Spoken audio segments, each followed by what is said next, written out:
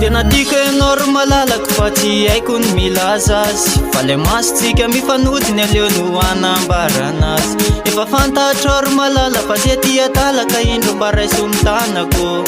efa faniriko hatrinelany hoe ianao ny ara-dalana amiko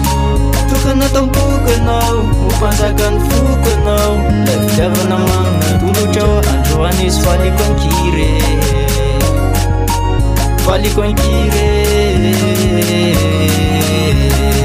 efa babonao aravako ka indromeko anao ny fitiavako fa tiako ianao tsy miala aminao a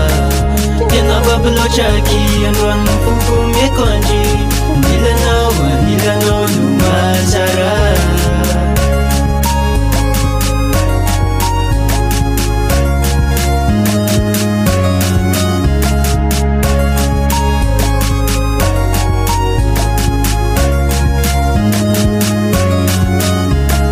fakahitsika tamin'iny dia fanofanompo masoty ianao fa sa teo omenao tsiny fitiavana amiretareta toy ny afy ny atao anatiko ato mandoro mila tsy ho sakako ny atao anatiko ato maniry mavianao indry malalako tokana tampoko ianao hompanjaka ny foko ianao la fitiavana mamina tolotra ao androany izy faliko ankire faliko ankire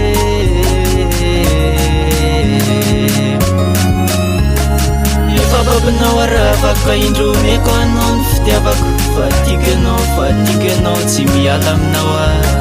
tena babiloatraky androany foko meko andry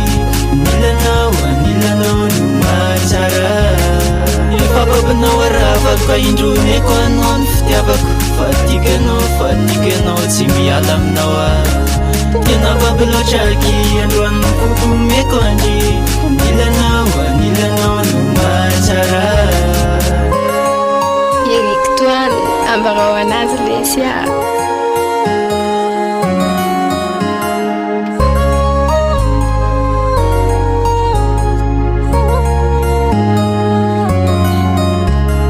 efa babonao aravako ka indromeko anao ny fitiavako fa tiako ianao tsy miala aminao a tena babiloatraky androany foko meko andry anilanao no mazara efa babonao aravako ka indromeko anao ny fitiavako fa tiako ianao tsy miala aminao a tena babiloatraky